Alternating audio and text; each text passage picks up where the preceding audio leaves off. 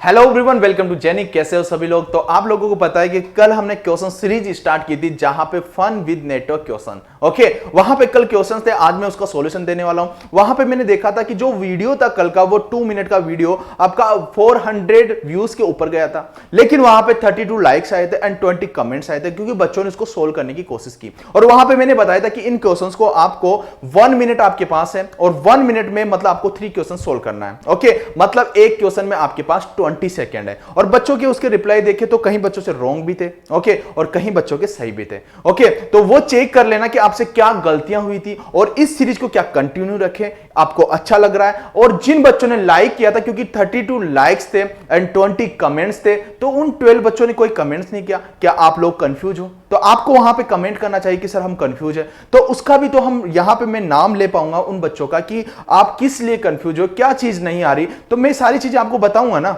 Okay. तो solve करते हैं विदाउट टाइम वेस्टिंग। देखो कि यहां पे फर्स्ट क्वेश्चन था, मैंने बताया था कि for series and parallel circuit the equivalent total value of certain parameter x is given by, okay. x equivalent आपके पास गिवन है x1 plus x2 plus x of 3 और x of n, okay. Where xe is the equivalent value and n is the number of element the parameter x can be. क्या होगा? Register होगा, current होगा, voltage होगा, power होगा। अब देखो कि आप यहां पे x की जगह पे अगर रजिस्टर लिख के रखोगे तो r इक्विवेलेंट इक्वल टू क्या हो जाएगा? r1 plus r2 plus r of n, मतलब सीरीज के लिए सही है। अगर यहां पे आपने r पुट किया तो क्या ये पैरेलल के लिए सही है? क्योंकि आपको पता है कि पैरेलल में रेजिस्टेंस का जो फॉर्मूला होगा 1 upon r equivalent equal to 1 upon r1 plus 1 upon r2 plus 1 upon r3, मतलब रेजिस्टेंस तो नहीं है, ओके। अब देखते हैं करंट के बारे में। तो करंट के बारे में देखोगे तो आप बोलोगे कि यहां पे सीरीज के अंदर सब जगह पे करंट सेम होती है, बट पैरेलल में करंट आपकी सेम नहीं होती। प्रत्येक ब्रांच में i1 i2 i ऑफ 3 होती है, ओके। तो मतलब आपके पास करंट भी नहीं होगा। और अगर वोल्टेज की बात करूं तो वोल्टेज में बात करोगे तो आप बोलोगे कि सर वोल्टेज के लिए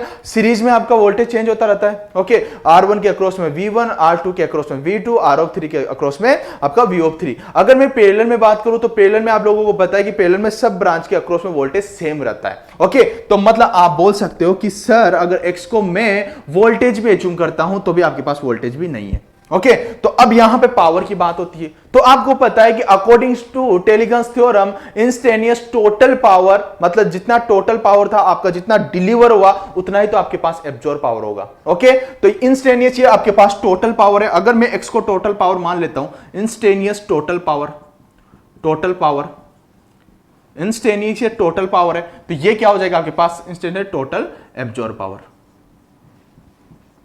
ओके। जितना यहां से डिलीवर हुआ उतना आपके पास पावर एब्जॉर्ब हुआ, ओके। तो इतना कंडीशन मैंने थ्योरेटिकली आपको बता दिया कि इसका ये होगा। अब मैं इसको यहां पे बता देता हूं कि कैसे सोल्व करना था आपको। देखो कि मैं मान लेता हूं कि आपके पास 2 रेजिस्टेंस का सर्किट है, ओके। ये R1 है और ये R ऑफ 2 है।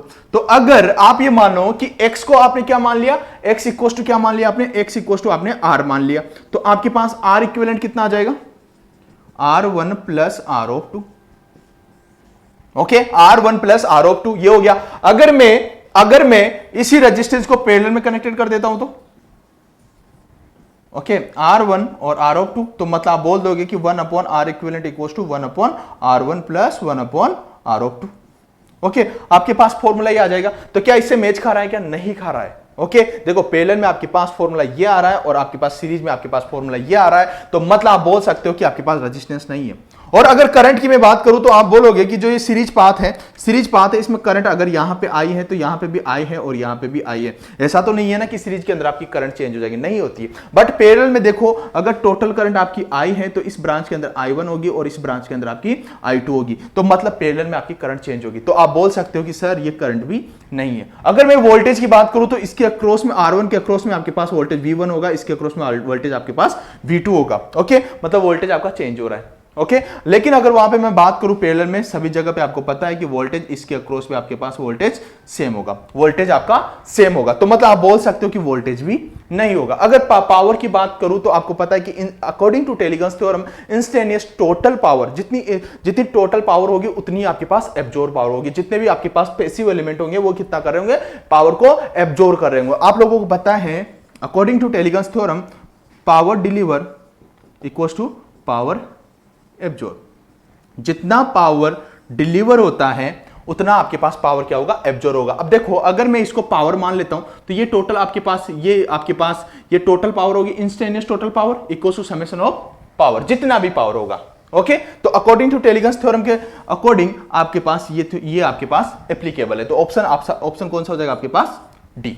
सभी लोगों को समझ में आया कि आपको कैसे आपको सोचना था कि आपके पास क्या नहीं होगा। मैंने बोल दिया कि रेजिस्टेंस क्यों नहीं होगा, करंट क्यों नहीं होगा, वोल्टेज क्यों नहीं होगा एंड पावर क्यों होगा। ओके, तो सभी लोगों को समझ में आया। तो अब नेक्स्ट क्वेश्चन ट्राई करते हैं। देखो, अब देखो कि जब कल ये क्वेश्चन था, नेक्स्ट क्वेश्चन था, क्वेश्चन नंबर 2 था, मैंने बोला था कि ideal voltage source and ideal current source connected in parallel, तो इन कॉम्बिनेशन में से कौन सा थ्योरम आपके पास एप्लीकेबल होगा।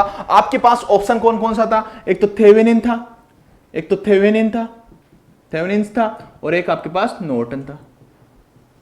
ओके, एक तो आपके पास थेवेनिन्स था, एक आपके पास नॉर्टन था। तो कौन सा थ्योरम एप्लीकेबल होगा जब आपके पास ideally voltage source and ideally current source आपके पैरेलल में कनेक्टेड हो। और यहां पे नोट करके मैंने लिखा भी रखा था, अगर ideally voltage source and ideally current source अगर सीरीज में कनेक्टेड हो तो कौन सा थ्योरम एप्लीकेबल होगा। अब देखो कि यहां पे आपके पास क्या हो जाएगा। देखो, ये आइडियली आपके पास वोल्टेज सोर्स है, ओके, और ये आपके पास आइडियली करंट सोर्स है।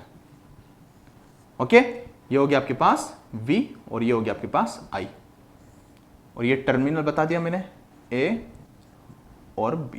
ओके, अब देखो कि आप यहां से आप देखोगे।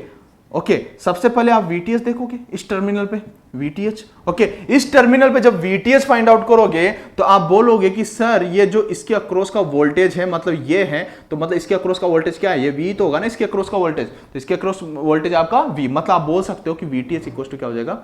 V। बिल्कुल सही है। ओके, अगर मैं RTH फाइंड आउट करना चाहूं तो RTH जब आप फाइंड आउट करोगे तो आपको पता है कि इंडिपेंडेंट वोल्टेज सोर्स क्या हो जाता है? Short circuit. Independent current source क्या हो जाता है? Open circuit.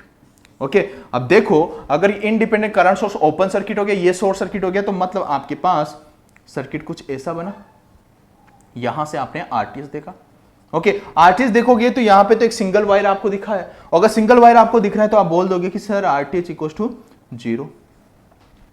ओके, इतना सभी लोगों को समझ में आ गया। मतलब RTH इक्वल टू 0 मतलब this is define value.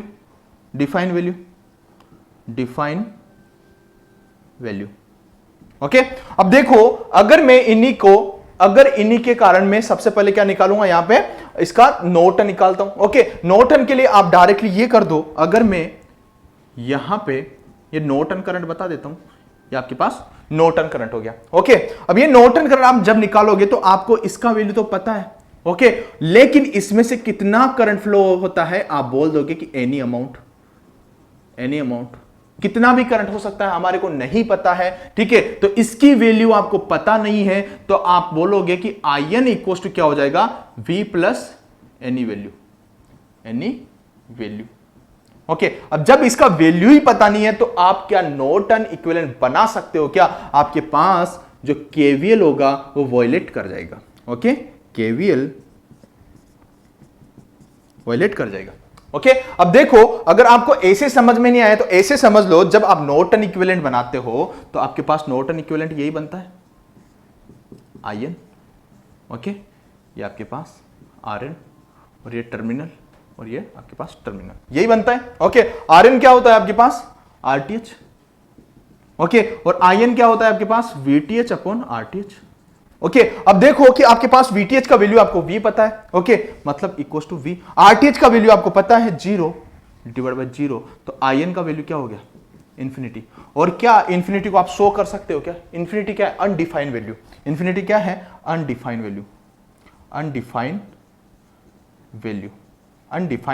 Value. Okay, तो मतलब आपको पता चल गया कि आपके पास इस कंडीशन में आपकी थेवेनिन तो एप्लीकेबल है बट आपकी नॉर्टन एप्लीकेबल नहीं है। ओके, जब आपके पास सीरीज में पैरेलल में कनेक्शन हो तो उस कंडीशन में थेवेनिन एप्लीकेबल है, नॉर्टन आपके पास एप्लीकेबल नहीं है, क्योंकि वहां पर IN इक्वल टू क्या आया? इंफिनिटी आया, जिसको आप शो नहीं कर सकते। इंफिनिटी क्या होता है? मतलब जैसे समुद्र का पानी हो गया, वो इंफिनिटी है। ओके, जिसको डिफाइन नहीं किया जा सकता, वो क्या होती है आपके पास? Undefined value. ओके, तो इसलिए नॉर्टन इक्विवेलेंट आप बना नहीं सकते हो। इतनी सारी चीजें आपको समझ में आ गई होगी। तो मतलब थेवेनिन ऑप्शन देख लो, ऑप्शन कौन सा था? तो यहां पे ऑप्शन था option B. Okay, Thevenin applicable but Norton not applicable. Option B आपका यहां पे करेक्ट था। ओके, अगर यहां पे मैंने यहां पे आपसे क्वेश्चन पूछा था, अगर ये आपके पास सीरीज में कनेक्टेड हो तो अगर यही आपके पास सीरीज में कनेक्टेड हो तो कोई दिक्कत नहीं।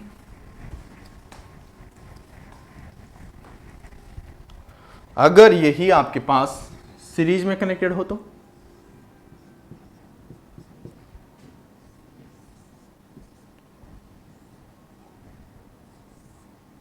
ओके, ये टर्मिनल है और ये ए टर्मिनल, ये बी टर्मिनल। ओके, अगर यही सीरीज में कनेक्टेड हो तो सबसे पहले देखो, आप जब VTH निकालने जाओगे, VTH इस टर्मिनल पे निकालोगे तो इसके अक्रॉस का वोल्टेज हमारे को नहीं पता, एनी वैल्यू। ओके, तो VTH क्या लिखोगे, V plus any value. Okay, अब यहां से देखो, ये VTH तो आपने निकाल दिया। अब देखो कि आप जब अगर RTH फाइंड आउट करने जाओगे तो RTH के लिए क्या कंडीशन होता है, independent voltage source, short circuit, independent current source, open circuit. अब देखो, ये तो हो गया आपके पास शॉर्ट सर्किट, ये हो गया आपके पास ओपन सर्किट, तो आपके पास सर्किट कुछ ऐसा बना। ओके, अगर सर्किट आपके पास ऐसा बना तो आप बोलोगे कि RTH इक्वल टू क्या हो गया आपके पास इंफिनिटी। ओपन सर्किट का मतलब क्या होता है, इंफिनिटी, मतलब यहां पे करंट का वैल्यू जीरो है। कैसे, देखो ना यार, करंट इक्वल टू क्या होता है, V upon R। Okay, R equal to infinity, मतलब आपके पास क्या हो गया, I इक्वल टू जीरो।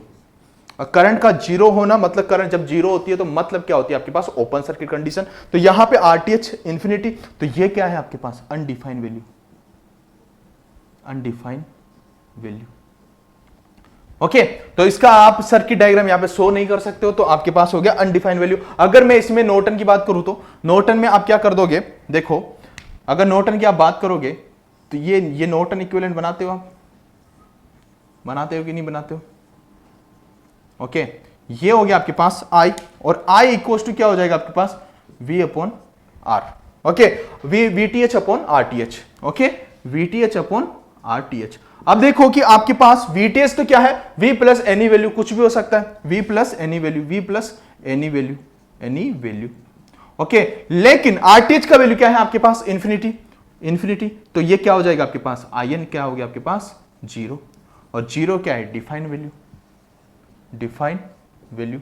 अगर ये डिफाइन है तो आप देखो आपके पास जो सर्किट, जो आप यहां पे नॉर्टन में इक्विवेलेंट में जो, क्योंकि जब सर्किट डायग्राम बनाओगे तो यही तो आपके पास सर्किट होगा।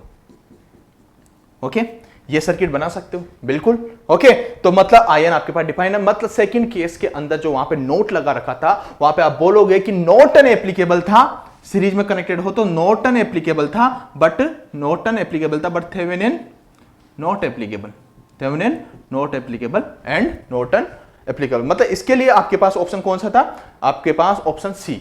ओके, ऑप्शन सी आपके पास करेक्ट ऑप्शन था। ओके, इतना सभी लोगों को समझ में आया। अब थर्ड क्वेश्चन देखते हैं। देखो, अब देखो आपके पास नेक्स्ट क्वेश्चन था आपके पास, consider the following two type of non identical मतलब असमान। ओके, असमान सोर्स आपके पास कनेक्टेड है। वहां पे फर्स्ट कंडीशन में गिवन था voltage source E1T and E2T and current source I1 and I of 2। Okay, अब देखो कि आपको पता है कि जब आप सीरीज सर्किट बनाते हो, ये आपने सीरीज सर्किट बना दिया। ओके, ये आपके पास सीरीज सर्किट बन गया। ओके, अब ये देखो plus minus V1 plus minus V2। Okay, और इसी को मैं क्या बना देता हूं, पैरेलल। ओके, इसको मैंने क्या बना दिया, पैरेलल सर्किट बना दिया। अब देखो ये R1 और ये I2, ये R2, और यहां पे टोटल करंट, और यहां पे I1 और यहां पे I2। ओके, प्लस माइनस हर जगह पे वोल्टेज आपका सेम। अब ये देखो कि आपके पास सीरीज में तो आपके पास करंट आपका सेम होता है। ओके, मतलब ये बोल रहा है कि नॉन आइडेंटिकल, यहां पे असमान आपके पास सोर्सेस कनेक्टेड है, तो यहां पे ऑप्शन आपको गिवन था। ओके, ऑप्शन आपके पास 4 ऑप्शन थे, अभी मैं रीड करके बता दूंगा। तो देखो कि आपके पास सीरीज में होगा, करंट तो आपका सेम होता है ना, लेकिन ये देखो करंट यहां पे I1 और ये I2। ओके, तो ये क्या आपके पास सीरीज में हो सकता है क्या, नहीं हो सकता, ओनली पैरेलल में पॉसिबल है। ओके, अब ये देखो क्या ये सीरीज में हो सकता है क्या, बिल्कुल हो सकता है। क्या ये सीरीज में हो सकता है, क्या ये पैरेलल में हो सकता है क्या, तो आप बोलोगे कि पैरेलल में नॉट पॉसिबल, क्योंकि पैरेलल के अंदर हर जगह पे वोल्टेज सेम रहता है। ओके, सीरीज में पॉसिबल है। ओके, अब देखो कि यहां पे ऑप्शन क्या कौन सा था, देखो फर्स्ट ऑप्शन था first can not be connected in parallel. Okay, first can not be connected in parallel, क्यों? क्योंकि पैरेलल में सब जगह पे वोल्टेज आपका सेम रहता है। यहां पे E1t और E2 आपके पास t था। ओके, एंड बोला है and second can not be connected in series. बिल्कुल, आप सेकंड को यहां पे देखो, सेकंड जो वाला कंडीशन है इसको आप सीरीज के अंदर बोल रहे हैं ना, can not be connected in series. तो सेकंड को आप सीरीज में कनेक्टेड नहीं कर सकते हो, क्योंकि सीरीज के अंदर सब जगह पे करंट सेम रहता है और यहां पे I1 and I2 of t था। तो मतलब ऑप्शन आपका कौन सा था? ए। ओके, तो मतलब अगर आप अच्छे से पढ़ते तो 10 सेकंड आपको क्वेश्चन रीड करने में लगते एंड 10 सेकंड आपको क्वेश्चन को आपका आंसर देने में आपको लगते। तो ओके, आपको सेशन अच्छा लगा होगा। अगर आपको ये फन विद नेटवर्क क्वेश्चन का सीरीज आपको अच्छा लग रहा है तो इसको कंटिन्यू करेंगे और इसको कमेंट में आपको बताना है और ज्यादा से ज्यादा बच्चों तक पहुंचाना है। और इससे क्या होगा कि आपका एक थिंकिंग प्रोसेस भी आपका इंक्रीज होगा। ओके, और टेलीग्राम चैनल जरूर ज्वाइन कर लेना, क्योंकि टेलीग्राम चैनल पे हमारे को आपको पता होगा कि ESC स्टूडेंट बार्क का आपका फ्री क्रैश कोर्स चल रहा है, तो उसके लिए आपके लिए बहुत ज्यादा बेनिफिशियल होगा। Okay, thank you, take care and love you all.